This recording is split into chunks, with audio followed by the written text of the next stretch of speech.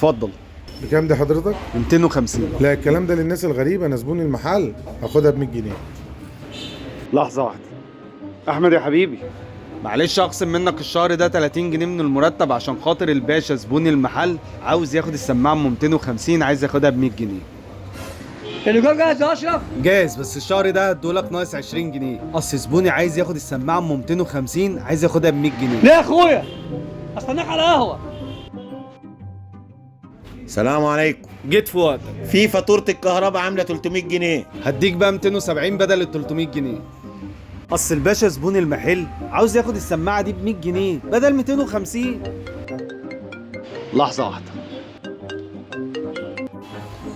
لا كله النهارده بقى زلط وطوب.